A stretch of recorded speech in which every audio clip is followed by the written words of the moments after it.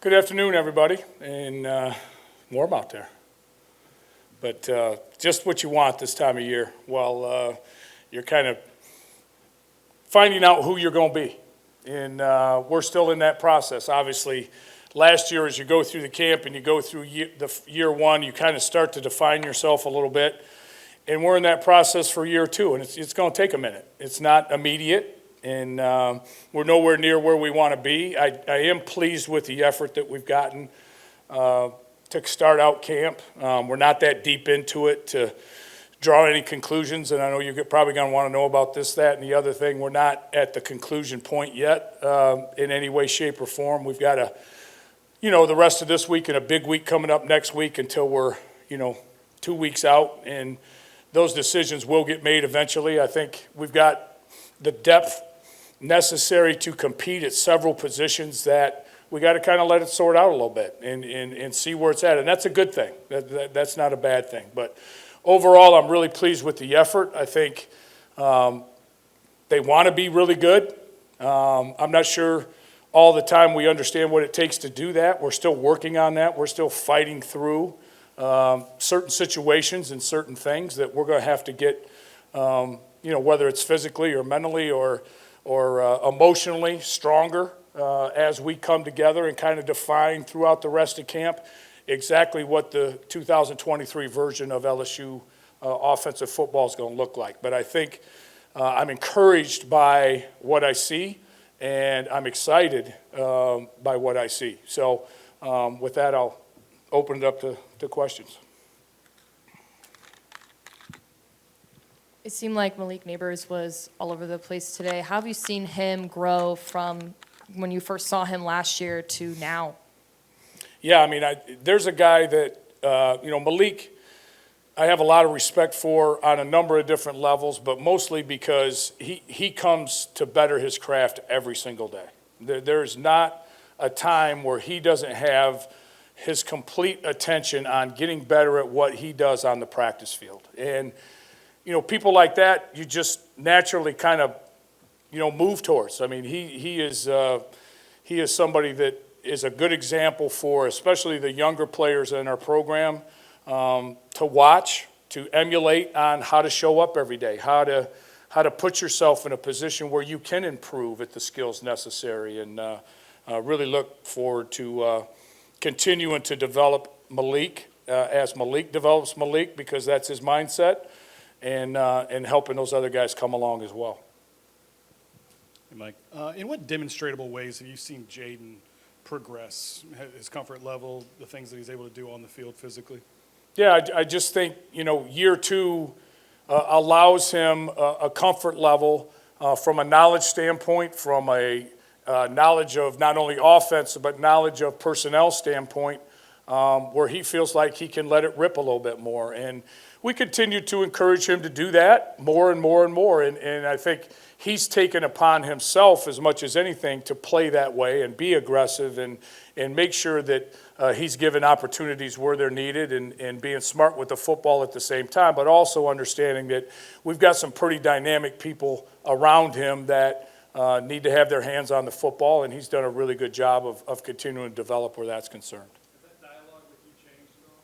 I don't know that it's changed as far as I think what it is it's like anything else, right? The more familiar you are with one another, sometimes the less that needs to be said, and maybe it's a look, maybe it's a thumbs up instead of hey, what the heck, this, that, or the other thing. So it's been a positive thing for sure. Hey, Coach, I know you also work with the tight ends. You got a lot of talent in that group, a lot of young guys. Can you kind of walk us through what you've seen from that group, maybe some individual standouts in the first week? Yeah. Mason obviously had a solid year for us a year ago, looking to build on that. Love where he's at from a physical development standpoint, and think the completeness of Mason Taylor's game is really going to come through this year that you guys are going to see. I don't know that I would call him a killer as a blocker a year ago. However, he learned how to survive and did a nice job and continued to develop as the year went along. I think when you move from there, obviously we brought in a junior college transfer, Connor Galbraith, who is more of a big body inline tight end who I think has experience in his knowledge of what we're doing comes along from a physical standpoint. He's certainly there, but he's swimming a little bit mentally. But I like what I've seen from him from an aggression standpoint. The younger guys, Jackson Magone, unbelievable route runner, understanding of the passing game, how to create space for himself, how to break down people in man coverage. Is somebody that can definitely help us in the passing game. Now, he's got to continue to work on his weight. He's like 230 pounds. I don't know that I want him blocking many defensive ends. So he's still coming along. I think Mac Markway in particular has had the best camp so far as moving himself in a position to contribute to the team. Through a physicality standpoint, I think he's moving better in space. So there's some things that he can also give us in the passing game, which is welcome. And then, KP Pimpton is an unbelievable physical talent and a raw piece of clay that any tight end coach in America would love to have to work with. And he's got the ability at already gaining probably 15 pounds since he's been here and getting to 245 as a true freshman. An opportunity to help in both areas of what we ask our tight ends to do, provided he continues to develop, and I believe he will. So there's some blessings aplenty in that room. We got to figure out who fits best and where and how to really utilize those guys the best way. But it's exciting, and it's been a little bit of a journey kind of getting that room where we thought it could really contribute to the way that I believe it will this season.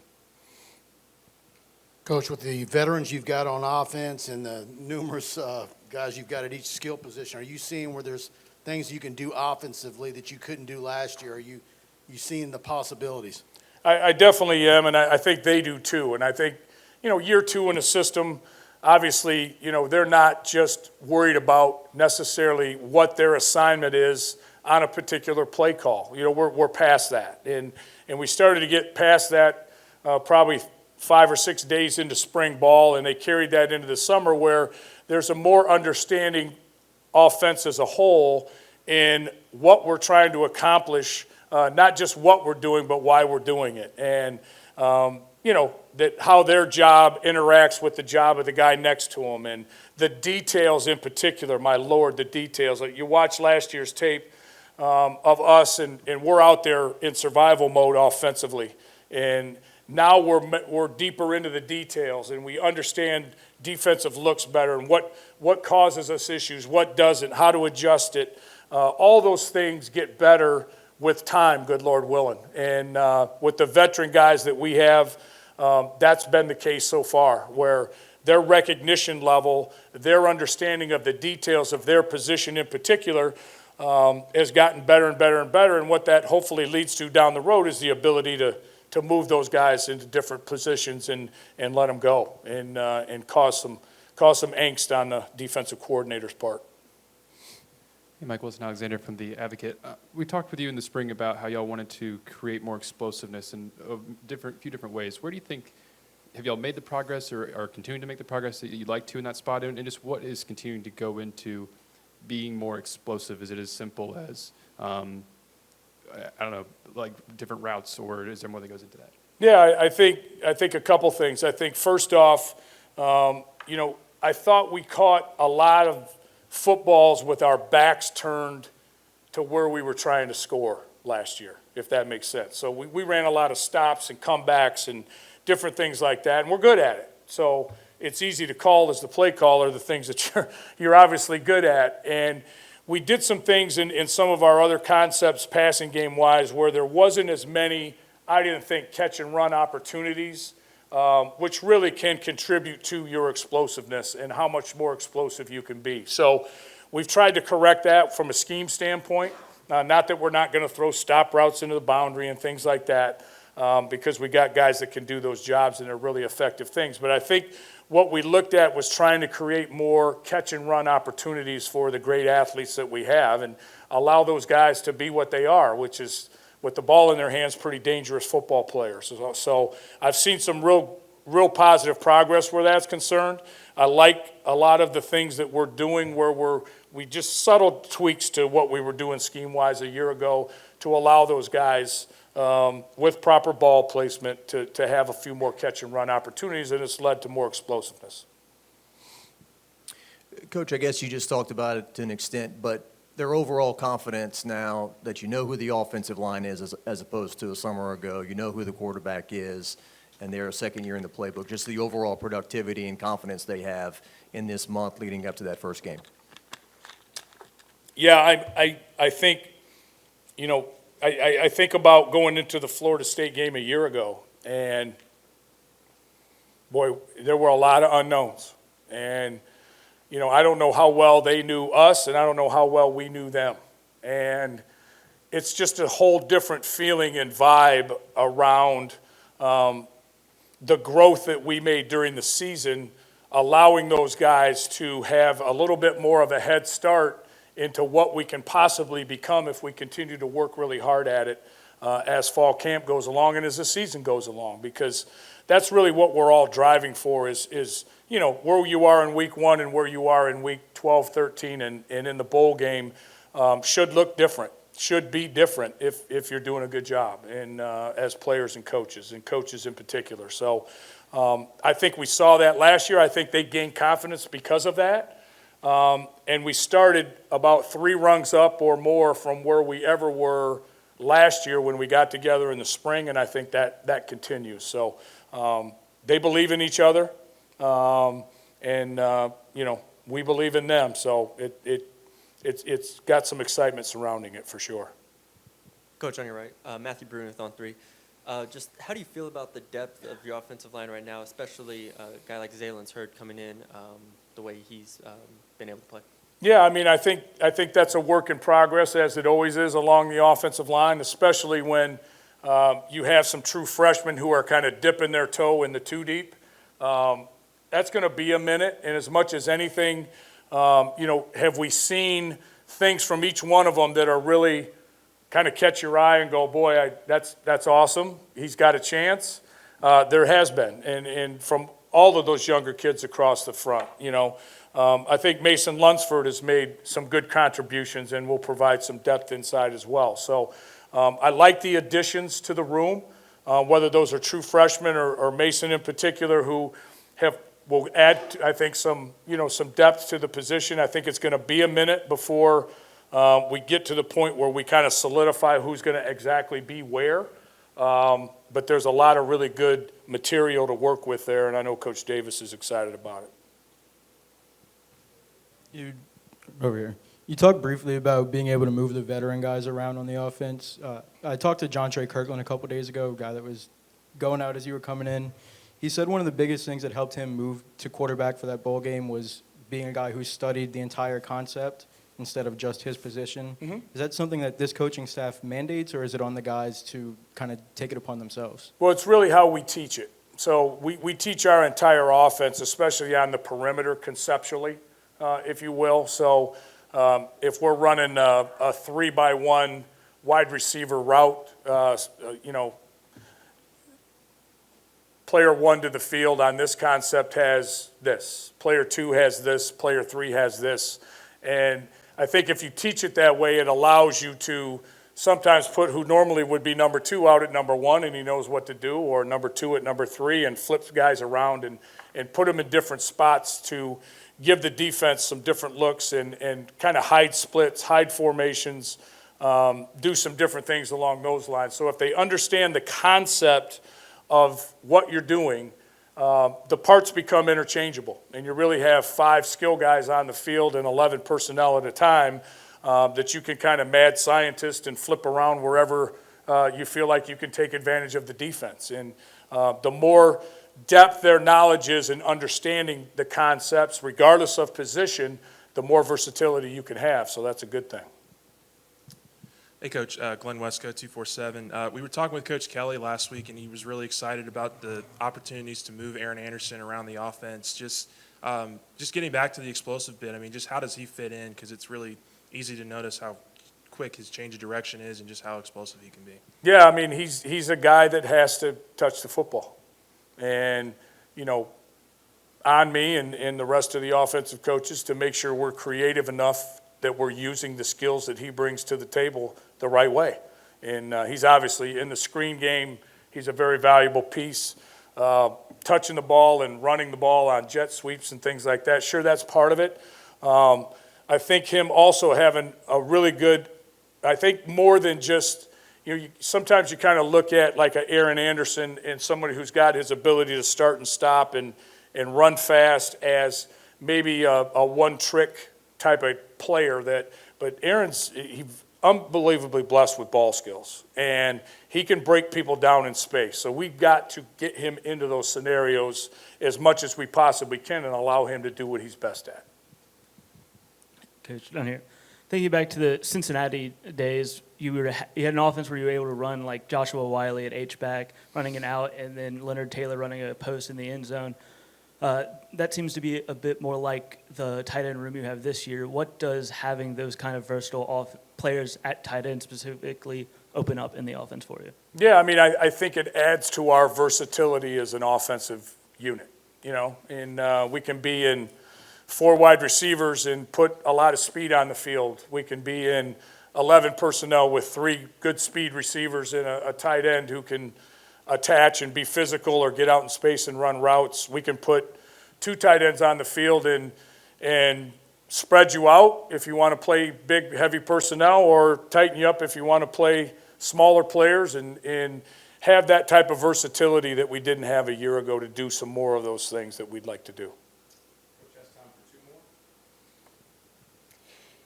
Coach, some of the local talent from Baton Rouge specifically, what have you seen from Chris Hilton and from Sheldon Sampson? Yeah, I love the direction that Chris is going in. He's really, I think, as much as anybody, begin to kind of stake his claim to some playing time.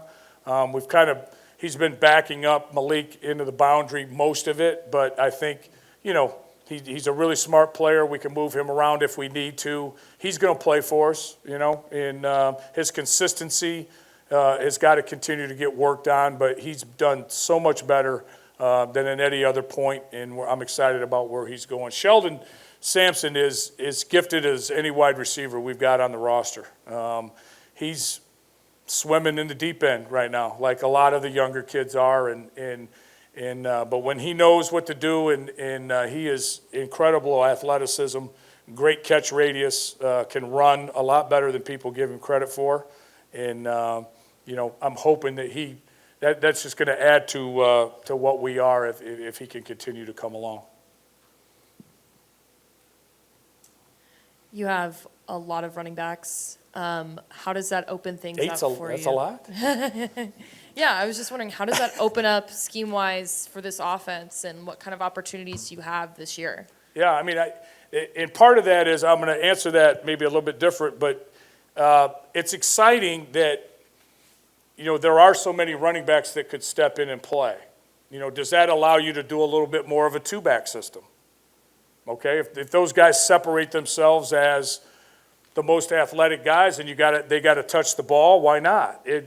The competition in the tight end room, do they make it so they force you to play a little more 12 personnel because they've earned it and they've made plays, or is it 4 wide receivers and tight end's got to sit this one out because the wide receivers are just making way, you know what I mean? I think what it allows us as much as anything is, going back to the versatility question, a lot of different options that we can explore, not only early in the season, but as the season goes along, and God forbid this guy gets banged or that guy gets banged. We have the athleticism and depth necessary to be able to be versatile in what we do. But as far as the competition that's going on in there,